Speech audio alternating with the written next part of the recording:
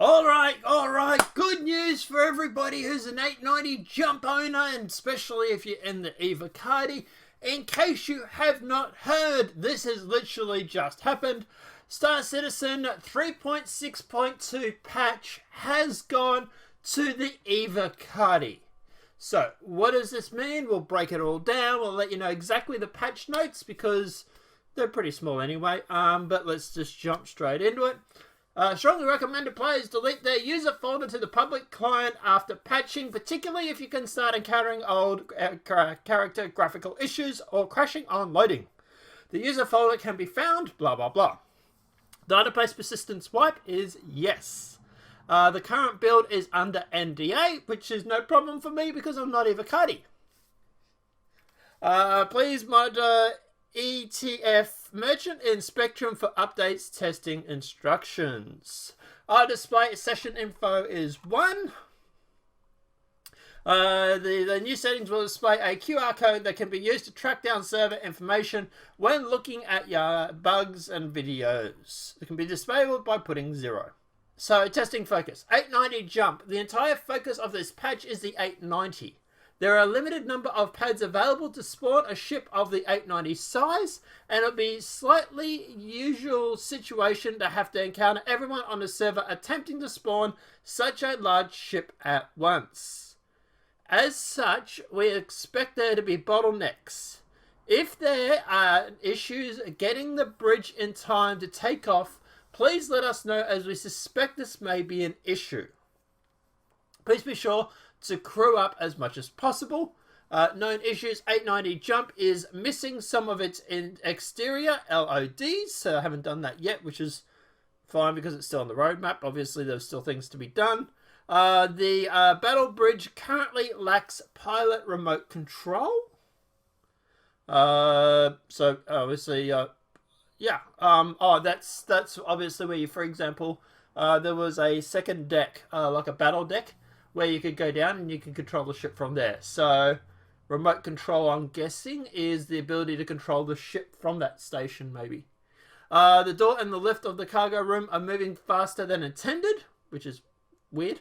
New features: ships and vehicles added the Origin 890 jump feature updates universe, slightly reworked ship and pad sizes at the largest end. The Reclaimer and the 890 jump can only be spawned at large pads that can accommodate the ship of that size. For now, those pads are Lawville and Area 18.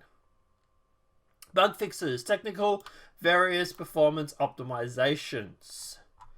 Now, obviously, like I say, this is a leak coming from Star Citizen Leaks, so full credit to those guys. Link in the Discord below.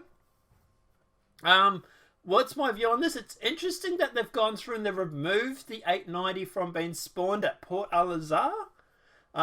Especially considering it's available at ArcCorp, which you'd think would be more graphics intensive than Port Al-Azhar, for example. It's also weird too that you have to spawn it on a planet and not, for example, up at Port Al-Azhar where it's 0 gravity. To be honest though, I think this is more of a pad size thing than it is some conspiracy or anything like that. I'm not suggesting that. I think it's just weird that Port Al-Azhar doesn't have pads big enough for the 890 jump, considering that you used to be able to respawn the Reclaimer, but apparently, according to this, even that's been taken away from Port Al-Azhar now. So I don't know, maybe we really do need that Port Al-Azhar update. But yeah, that's planned to be overhauled, so maybe we need our biggest space station. But guys, yeah, let me know what your thoughts are in the comment section below regarding the 890 jump only spawning at ArcCorp and Lawville. Do you think this is a good thing? Do you think it's a bad thing? Obviously, it's going to make it harder to take off and fly because of planet, atmosphere, drag, stuff like that that's in the game. So, yeah, I'm expecting to hear a lot of people complaining about their ship blowing up because they can't take off. But yeah, let me know what your thoughts are in that comment section below. As for when this will go to the wider, for example, subscribers, I would probably say Thursday, Friday US time.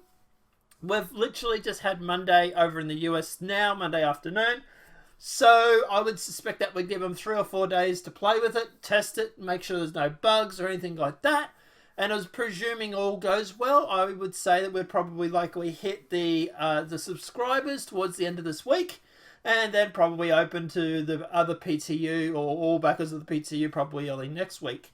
That would be my guess. But yeah, let me know what your thoughts are in the comment section below. If this video has been helpful, please smack that like button. If you're new to the channel, welcome and subscribe.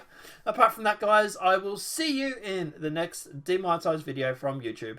Have a great night and enjoy.